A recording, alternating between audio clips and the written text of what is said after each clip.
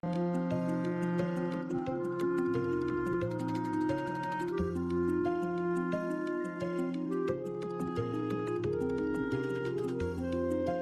story of the kings and queens of England is more surprising than you might think. It's a fine drama, 1,000 years of tales of lust and betrayal, of heroism and cruelty, of mysteries, murders, tragedies, and triumphs.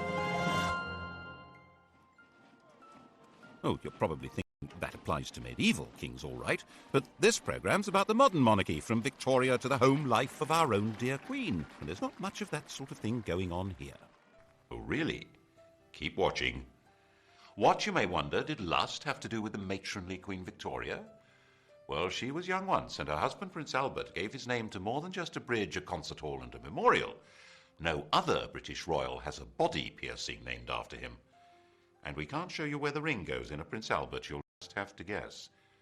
Kept Victoria happy, 9 children.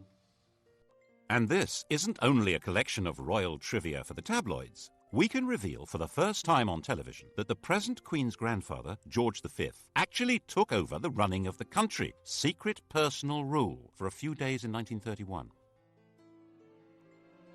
He believed it was the only way to save the country from revolution. Most of the papers relating to this are still hidden. How much do we really know about what goes on? In 1867, Walter Bagehot wrote a book on the British Constitution which said that it had 2 parts, the efficient part and the dignified part. The dignified part was headed by the Queen. It was a piece of theatre whose only purpose was to make people feel loyalty.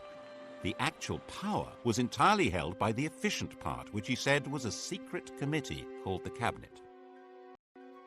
Everyone believed Bagehot's book. The government encouraged people to believe it. So did the royal family, then and now. Well, they would, wouldn't they? The truth has been rather different. Obviously, when the 18-year-old Victoria came to the throne in 1837, she wasn't in much of a position to try to run the country. She'd had a rather odd upbringing. Her father had been a brother of George IV and William IV, but he died when she was a baby. Mother was a straight-laced German princess who was determined that her daughter should not be part of the disreputable life of the court, or murdered, as her mother thought possible, by one of her terrible uncles who wanted the throne himself. She was brought up in isolation in Kensington Palace, which in those days was rather cut off from London. Her main interest on becoming queen was to finally cut free of her mother, and hopelessly, utterly in love with her first cousin, the 20-year-old younger son of the Duke of Saxe-Coburg-Gotha. He's excessively handsome. Such beautiful eyes. My heart is quite going. He certainly tried hard to look good. That notorious ring piercing, if it did exist, no one can be quite sure, was attached to a chain to assist in smoothing the line of his breeches. They married in 1840. She wasn't hugely popular at the time. Headstrong, willful. She actually blocked a change of government because it would have upset her domestic arrangements. The Prime Minister, Lord Melbourne, had given her the wives and daughters of his own supporters as the ladies of her bedchamber.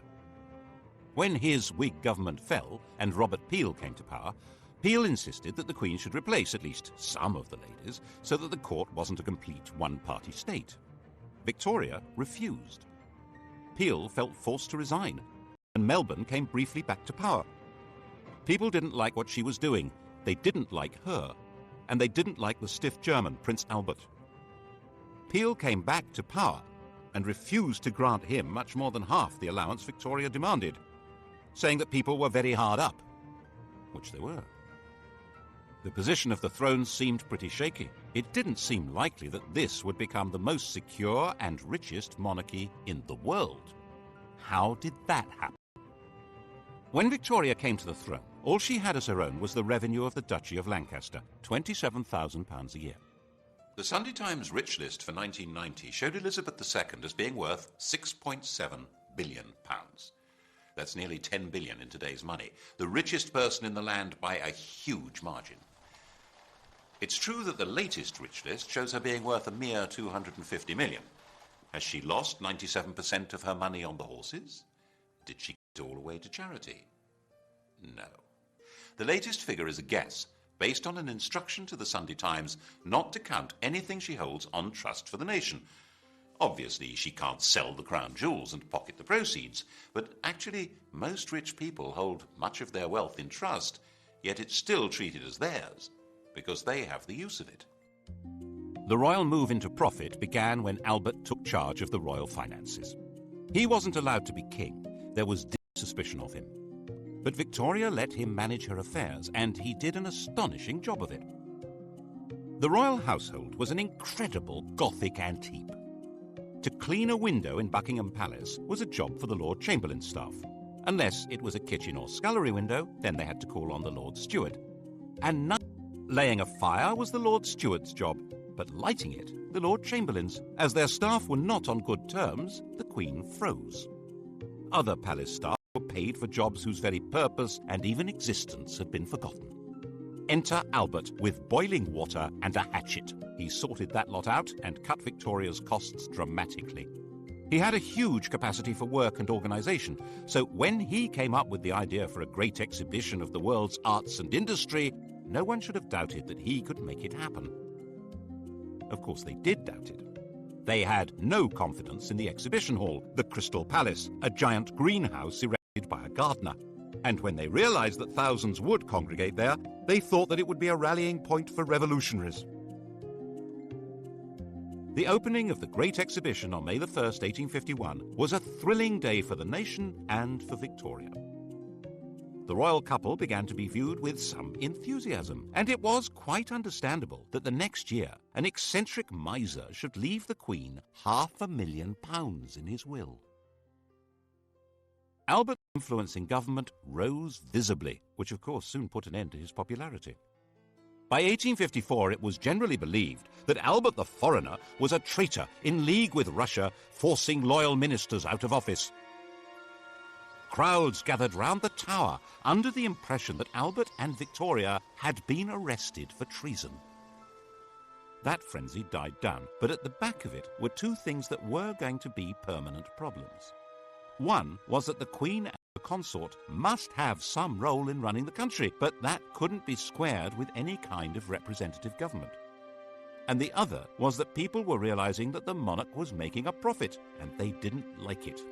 The solution was to conceal what was really happening under a cloak of secrecy, and that cloak is still in place. When I was researching a book on the most sensitive part of this story, I needed to see some papers that should have been released by the Ministry of Defence. The then Navy Minister, David Owen, read the file and released it, but the crucial documents weren't there. He suggested they would have been treated as the private property of the Crown and kept in the Royal Archive. Private. I wasn't allowed in. Albert's own role was pretty secret. He was in reality acting as King of England, but that was behind the scenes. The title he was eventually given in 1857 was just Prince Consort. He took it very seriously and worked himself to death. His last act as the hidden King of England was at the end of 1861 to stop the Prime Minister from sending an angry dispatch to the American government. If it had been sent, England would probably have been pushed into the American Civil War. On the terrible shriek, she never recovered. She retired to Scotland and went into what seemed to be everlasting mourning. She and Albert had built a number of retreats for themselves, Osborne on the Isle of Wight, Sandringham in Norfolk, and her favourite Balmoral. Here she hid for months at a time with the faithful Highland retainer John Brown. He was allowed enough familiarity for the Queen to be widely referred to as Mrs. Brown. Victoria herself could see no reason to take part in public ceremonies like the opening of Parliament. She thought that her hidden role as the head of her government was enough. But that, of course, led many people to wonder why they had to pay for her upkeep at all. She received, as she had done from the start of her reign, £385,000 a year from the government. It was more than she needed. Her court was nowhere near as expensive as, for instance, George IV's had been. And without her being visible, many people could see no point in her having this money. By the 1870s, there was a strong Republican movement expressing itself in newspapers, large public meetings, and in Parliament. The nature of the country was changing dramatically. New industrial cities were darkening the landscape with smoke and soot. A new kind of society was formed, a society of factory workers and low-paid artisans, of builders and miners and metal workers. These were people outside the political world, with no natural attachments to traditional political structures. And there were a lot of them. The anti-royalist head of steam built up every time Parliament was asked for extra grants to Victoria's children when they came of age or married. But in fact, it was very probably these children who saved her throne. No British statesman wanted to see the royal family given its marching orders when their marriages offered such a useful back door into the chancelleries of Europe. Victoria's eldest daughter was married to the heir to the Kaiser of the new German Empire and was a strong and useful influence on her husband and a thorn in Bismarck's flesh. The heir to the British throne, Albert Edward, had married Alexandra, daughter of the King of Denmark and sister of the King of Greece. The Greek crown had actually been offered to another of Victoria's sons, Alfred. The Greeks had sacked their own king and held a national vote on who should get the throne. 95% of them voted for Alfred, who was at the time an 18-year-old midshipman in the Royal Navy. The government made him turn it down because they had promised to keep their hands off Greece. Never mind. It went as a sort of hand-me-down to the son of England's good friend, the King of Denmark. And in 1874, Alfred married the daughter of Tsar Alexander II, which was jolly useful given the Anglo-Russian competition on the edges of India. These were marriages that would produce. Died in 1901. She had over 90 living descendants. It was a full-time job just getting them birthday presents. The rulers of Germany, Greece, Romania, Norway, Russia, Yugoslavia, Spain, and Sweden would all trace their descent from this stout little lady. There was a downside to this royal intermarriage. Victoria was a carrier of haemophilia, the condition that prevents blood from clotting, and the Spanish, Prussian, and Russian royal families were consequently affected by it. But even if the British government had known about that, they wouldn't have shed many tears over it. As a system for exercising influence abroad, the monarchy was well worth the money. It also ought to have the advantage at home of inducing people to be loyal to their country, even if they detested its government, which was obviously very useful if you ran that government. But to sell monarchy to the British public, that monarchy needed rebranding. Enter, in 1867, a new Tory Prime Minister, Mr. Disraeli. Just the man to do it. He flattered, flirted, and lured Victoria out of mourning and back to public life, creating her Empress of India, turning her into the Queen Empress. Britain was now a world power with an international trade that dwarfed all others. Its navy dominated the oceans, and its empire expanded on the simple principle that trade follows the flag. And if the Union Jack is flying in each remote corner of the globe, then other flags aren't. The problem was for a small country with a very small army to rule ever more of the Earth's surface. That rule couldn't be maintained by force. It required the consent of the governed. And the grand theatricality of Disraeli's Victorian imperialism invited people throughout the empire to take pride in being subjects, not of a bunch of industrialists and politicians, but of a prim and matronly great sovereign. Victoria became the logo of the British Empire. Her portrait spread all over the world, thanks especially to the introduction of postage stamps. Her statue would appear in virtually every ambitious town and city of the British Empire. And where there was no statue, there would certainly be a Victoria Street, or Victoria Park, or Victoria something. The whole process came to a glorious climax in her Golden Jubilee of 1887. The great processions in London of representatives of her dominions were followed by an eruption of ugly public halls, clock towers, fountains and statues, disfiguring public spaces over about a quarter of the planet. By the time Victoria died, hardly anyone even remembered that her throne had once seemed endangered. And she'd reigned so long, 64 years, that hardly anyone could even remember any other sovereign. Her death in 1901, 22 days into the new century. Now, Britons would leave the 19th century without the security of the great mother hen.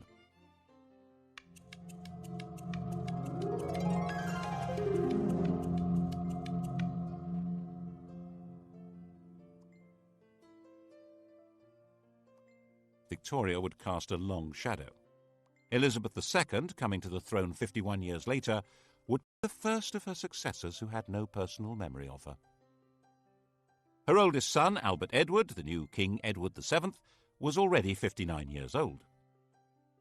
The funeral of the Queen Empress and Edward's coronation involved a huge invention of traditions and ceremonies. And in this atmosphere, it's not surprising that Edward was granted an annual allowance even greater than Victoria's. A few voices said that it was unnecessary for the king to have as big an income as Andrew Carnegie, the Bill Gates of his day, but no one took much notice. Edward had been given a miserable and oppressive childhood. Victoria had measured him by the impossible yardstick of her hero worship of the perfect man, his father. Naturally, young Bertie had rebelled. Of course, his first visit to a prostitute shocked his parents deeply.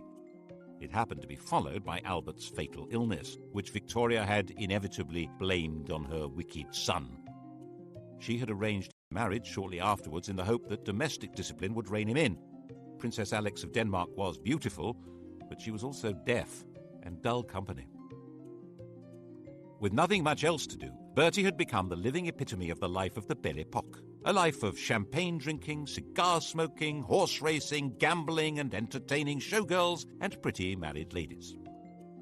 He was naturally drawn to the company of outsiders, not just shady characters, but Jews and Catholics, bankers and foreigners, and he was outspokenly outraged by the casual racism of the empire. Because a man has a black face and a different religion than our own, there is no reason why he should be treated as a brute. He sat on a commission on working-class housing and even invited a member of the working class to stay at Sandringham. Admittedly, the man in question was an MP and a fellow member of the commission, and he had to eat in his bedroom because he didn't have the right clothes to come down to dinner.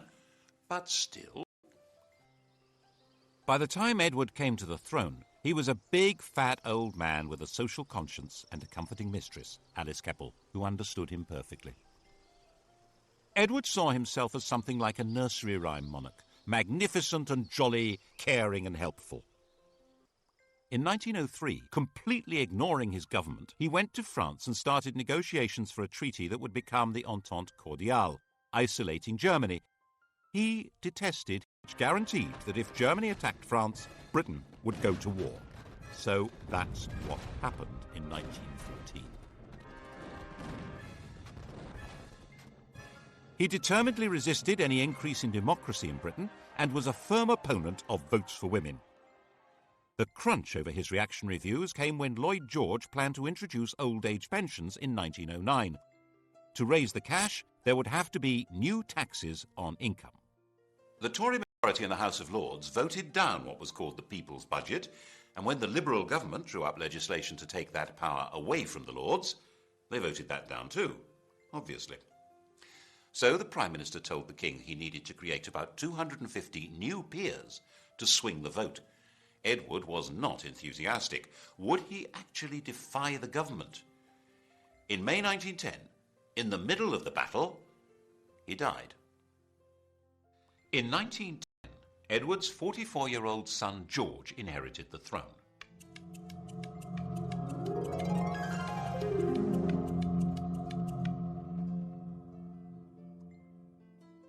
He was the late King's second son. He'd worked as a commander in the Navy, to which he was deeply attached. But in 1892, his elder brother Clarence had died, and he'd unexpectedly become heir.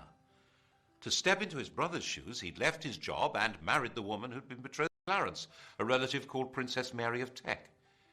He now inherited a fortune worth around 140 million in today's prices, and a political crisis.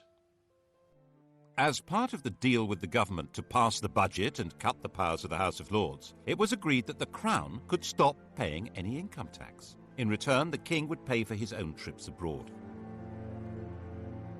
The new constitutional deal drew the teeth of the House of Lords. Whatever the elected government in the Commons decided to do, it now could do. The only possible break on its power was now the King, and the question was, of course, whether he would ever exercise it, and what would happen if he tried.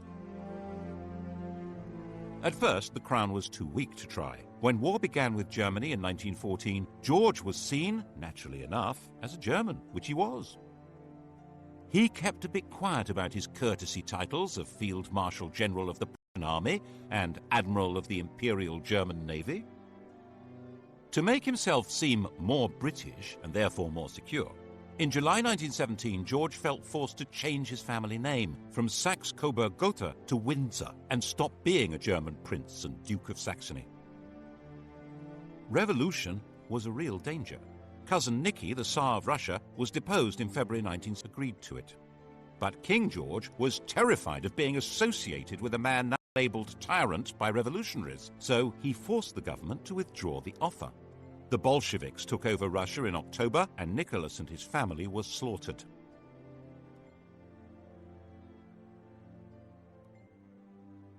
To protect the king's reputation, it was put about that Lloyd George had refused to rescue them, despite the king's pleading. Then in November 1918, a German revolution forced the Kaiser, Cousin Willie, to abdicate, and Germany gave up the war. The whole political landscape had been transformed. There had been 6 emperors when George was crowned. By 1925, he was the only one left, and his world was not exactly safe. Most of the Southern Irish were committed Republicans. Attempts to hold that country by force were disastrous, and in 1922 the Irish Free State had come into being. King George had lost a considerable chunk of his kingdom. The wealth of the royal family continued to grow, due largely to Queen Mary's enthusiasm for collecting valuable trinkets at special prices. The Romanovs hadn't been allowed to join the British royals, but a substantial chunk of their jewellery did. People began hiding their treasures if the Queen was coming to call, as she would hint strongly that she expected to be given them, and sometimes take them anyway, so that embarrassed aides had to quietly return them later. In 1924, Ramsay MacDonald became Britain's first Labour Prime Minister. The old political establishment had been given a kicking. No one knew where this might lead. And then came the Wall Street crash of 1929 and financial disaster. The government needed huge loans, which were conditional on cuts in unemployment benefit and the pay of public servants and the armed forces. The Labour cabinet wouldn't do it, and MacDonald went to the King to resign. George was pretty sure this was a decisive moment. If these harsh policies were forced through by Conservatives, class war would probably break out. Everything, including himself, might very well be swept away. So he refused to accept the resignation. He persuaded Ramsay MacDonald that it was his patriotic duty to stay on as the leader of a new coalition government to force through the cuts. That way, they were more likely to be accepted. This was an extraordinary exercise of royal power, and it wasn't over yet. When the cuts were announced in September 1931, the entire Atlantic Fleet went on strike. This was the most powerful military force in the world, and it was gathered at Invergordon. There was total panic in the Admiralty. Mutiny!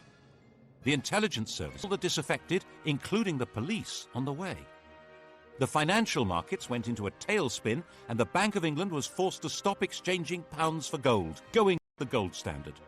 The Admiralty drew up plans to bombard the mutinous fleet from the land and sink its own ships. And the King decided he had to save the Navy and the country. He knew sailors. They weren't revolutionaries. They just needed to be spoken to in the right way. In complete secrecy, he took control, appointing a retired admiral to deal with the situation. Admiral John Kelly was not appointed by the government or the Admiralty and was instructed not to report to them, but directly to King George. He offered the sailors a deal. If they sailed back to their home ports, the King would see to it that their grievances were taken seriously and they would not be punished. It was a sensible approach, and it worked. But all evidence of the King's role and Kelly's appointment was hidden. We're not supposed to know what power royalty can wield. Of course, the bit about mutineers not being punished was a lie. Once the danger was past, the leaders were identified and quietly removed. The following year, 1932, King George gave the first Christmas radio message. He was now a presence in homes throughout his empire. The empire had changed its form, of course, and in 1931 the Dominions, the white bits of the empire, Canada, Australia and so on, had become legally independent of Westminster. They were the Commonwealth, and the sovereign was its institutional core. As part of his programme to make the monarchy seem British, and so he hoped more secure, he decreed that his children need not marry partners of royal descent. This would indeed transform the position of the monarchy, but not in the way he expected. In 1936, when George was 70 and dying, his doctor, Lord Dawson, decided to ensure that the death would not be reported first in the vulgar evening papers. You've heard of Lord Dawson of Penn. He's killed any number of men, and that's why we sing, "Oh God, save the King," from Bertrand, Lord Dawson of Penn. Lord Dawson met the Times' deadline by giving the King a fatal injection, called a whiz-bang. George was told he would soon be convalescing in Bognor. His last words were, "Bugger Bognor." The Times was told he'd said, "How is the Empire?"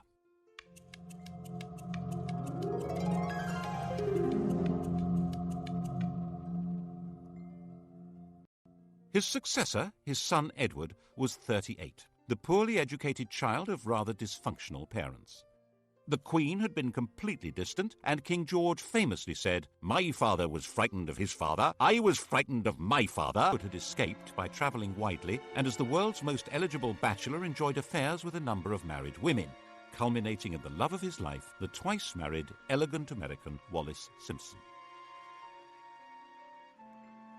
At the time of Edward's succession, the affair was in full swing, and her husband had resigned himself to a divorce. The British press completely censored the whole subject, while the rest of the world was fascinated by it. Edward insisted that he was going to marry Wallis and make her queen. The Prime Minister and the Archbishop of Canterbury said the country wouldn't stand for it. Were they right? Probably not. Edward was actually pretty popular. He wanted to go on the radio and appeal to the nation, but he wasn't allowed to do that. He was told it was unconstitutional. Without a written document, the Constitution is what the government can get away with. They had their reasons. These went beyond the court gossip that Wallis was said to be a lesbian, or a man, engaged in a sadomasochistic relationship with Edward. The crucial issue wasn't even that the head of the church shouldn't marry a divorcee, or that secret investigators had reported that Wallis Simpson had 2 other lovers, a car salesman and an Irish peer. The real reason only came to light in 2002. Secret documents show that the FBI told the British government that Wallis had another lover, the German ambassador von Ribbentrop. In fact, the FBI said she was a Nazi agent. That was why the government insisted Edward must give her up to keep the throne. Edward chose love rather than the crown. He abdicated and took Mrs. Simpson to live in France. The coronation went ahead, but with his brother Albert sitting on the throne.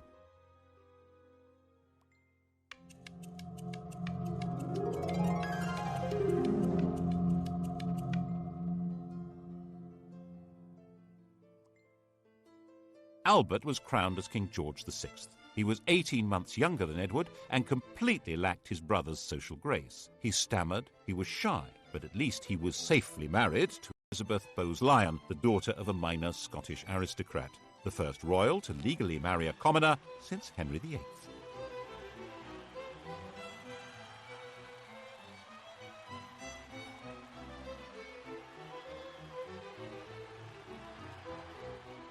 George didn't have much in the way of winning ways, but his wife, enraged at what Edward had done, was determined to help him through.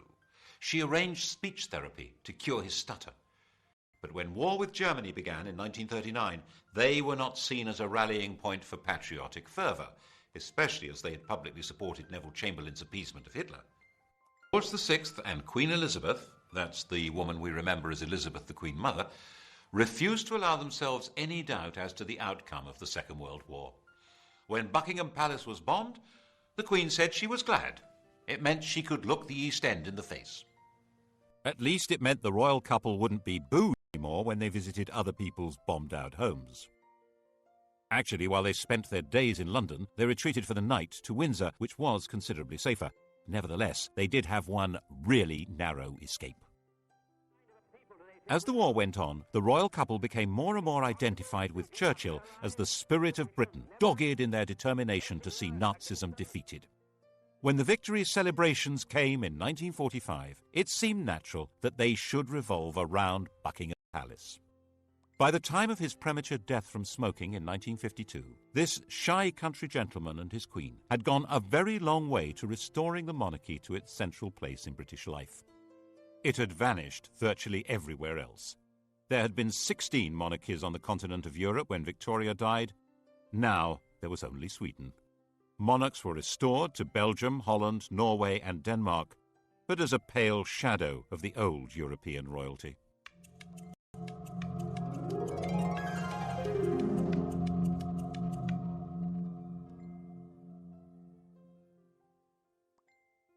The new queen, the 25-year-old Elizabeth II, seemed to be a fairy tale remnant of a lost world of glamour.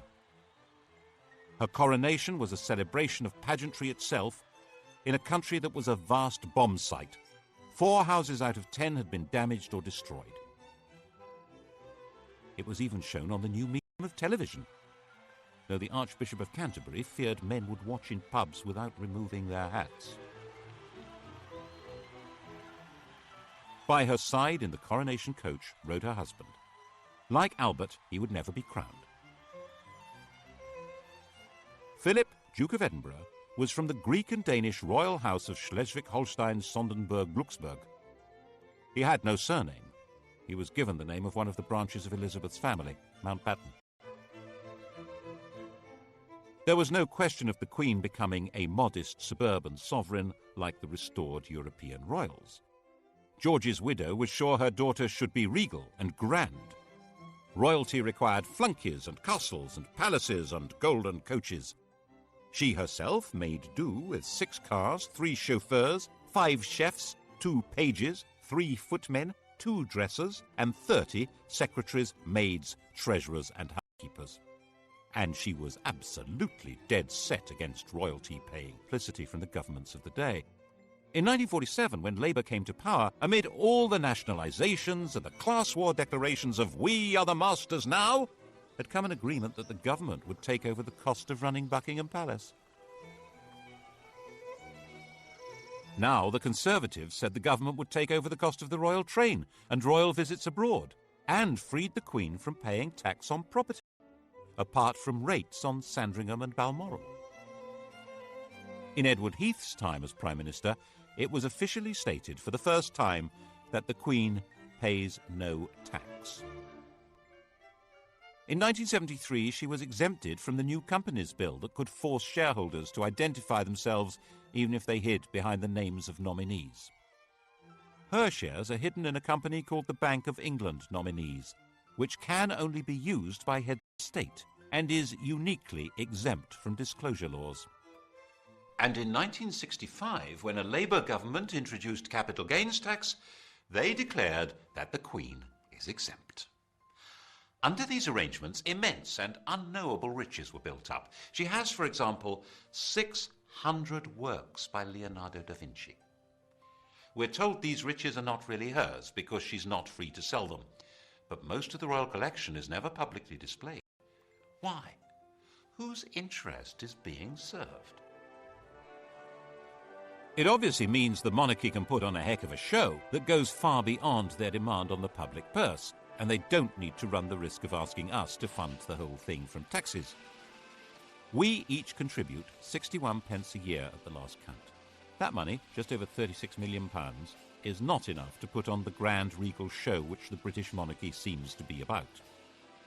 Certainly, for a very long time it was simply not permitted to suggest that the monarchy should be anything less than grand. In 1957, Lord Altrincham wrote an article arguing for a modernised monarchy. He called the court complacent and out of touch, said the Queen was a priggish schoolgirl, and said that the monarchy should not be, as it was, intimately associated with the upper classes. Wow! The Duke of Argyll said that he should be hanged, drawn and quartered, and the BBC immediately dropped him from any questions. In fact, Altrincham had got it wrong. Lavish splendour was just what most of the public wanted from their monarchy. They would have despised a queen on a bicycle. They wanted to be deferential. They probably still do. And there were 20 more years of this kind of thing to come. In 1977, the year of the Queen's Jubilee, the Sex Pistols' anthem God Save the Queen and Her Fascist Regime was banned from being broadcast, even when it outsold all other records. The imperial title had already disappeared in the days of George VI, when India and Pakistan became independent. The empire became the Commonwealth, and of the 58 past and present members of that vague organisation, only 16 have Elizabeth as their head of state, and falling. Why did it matter so much to protect and sustain royalty? Partly, perhaps, it's more to do with the Queen herself than the institution of monarchy. Elizabeth I, Victoria, Elizabeth II, the rule of elderly matriarchs seems to be particularly proper to the English. And it may provide important social glue. As the population of Britain became more heterogeneous, with substantial immigration from Commonwealth countries by people who feel excluded from political life and often from the legitimate economy, perhaps there was a hope that the Queen would be a focus of patriotic attachment. After all, she's the linchpin of the Commonwealth, its graciously enthusiastic figurehead. And promoting the image of a glamorous and golden royalty above and outside politics that is synonymous with Britain may be a very useful way of creating legitimacy for a state that might otherwise look rather shabby. The last great moment of this Mrs. Camilla Parker Bowles, Alice Keppel's great-granddaughter. Diana said that on the honeymoon he was more interested in reading 8 books by Laurens van der Post than in her, and he wore Charles Camilla cufflinks. And when she became distressed, she felt strongly that the royal family turned against her. In 1992, it all blew apart in what the Queen called her annus horribilis. Her second son, Andrew, separated from his wife Sarah Ferguson, who was pictured topless being kissed by her financial advisor. Her daughter, Princess Anne, divorced Captain Mark Phillips. Charles and Diana split up, with spectacular accusations being made in the press and on television. And Windsor Castle caught fire. That was when the ground really began to shift. At least when it was explained that the £40 million repair bill would be paid by the public. There was a huge collective breath of, "No, it won't." And so the Queen decided it would be much the wisest thing to offer to pay 70% of the cost. She opened up some of her homes to the public to raise the cash. There was still astonishingly little direct criticism of the Queen.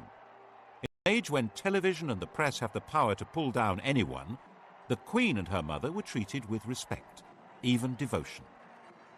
But the rest of the royal family had become fair game and were subjected to a ferocious assault of public humiliation. Why did we support the royal family and all their wealth?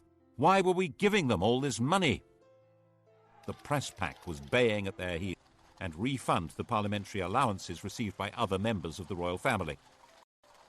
But things didn't get any better. And the Queen herself began to be criticised in 1997, when Princess Diana was killed in a car crash in Paris. We all remember the shock and horror and the debate about the lack of public reaction by the senior members of the royal family. There was a widespread feeling that at that moment they were not in fact part of the nation. Was the programme started by George V of integrating the monarchy into the life of the nation coming unravelled?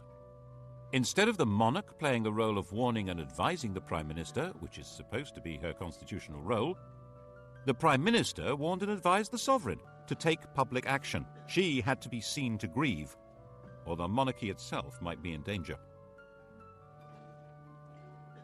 And now we wait to see what happens next. The heir to the throne and his mistress are forever tainted with the image of the princess that was publicly destroyed. The Queen is an old lady, with a reign that begins to rival Victoria's in length. Can anyone be certain that the country would accept her son as king? There's always been a bargain at the heart of monarchy in this country. The monarch has always been dependent on the people. That bargain has been the key to survival. It began when William the Conqueror realized that he and his friends couldn't actually run a country where they didn't speak the language, or know the laws, traditions, or even the geography. It was restated in a series of crises in which monarchs who tried to rule without consent were simply dumped. Matilda, Jane Grey, Richard Cromwell, James II. And to give that consent, people need to feel that the sovereign is entitled to be there and respects laws even though no court can enforce them. Laws which today probably include having to pay tax. Partly, of course, the institution is sustained by the character of the Queen herself. Faced with enormous pressures and a job from which there is no possibility of rest, she has retained a calm resilience and exquisite constitutional carefulness which guarantees her a respectful place in history. Then what?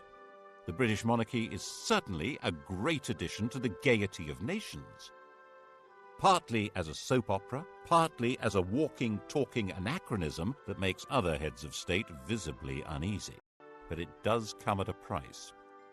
And whether the price is too high for the continued survival of this most extraordinary form of government, well, that, of course, will be the surprise ending.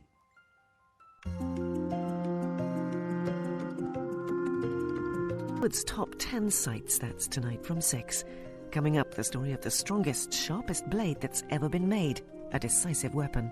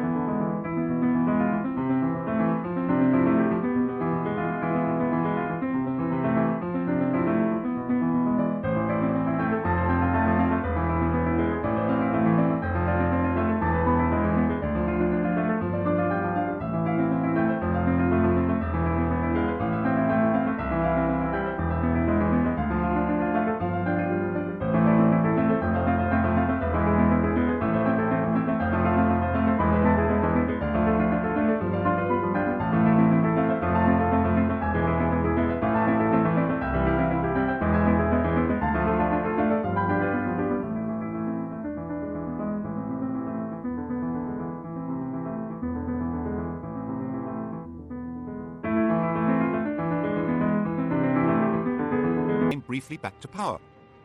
People didn't like what she was doing, they didn't like her, and they didn't like the stiff German, Prince Albert. Peel came back to power and refused to grant him much more than half the allowance Victoria demanded, saying that people were very hard up, which they were.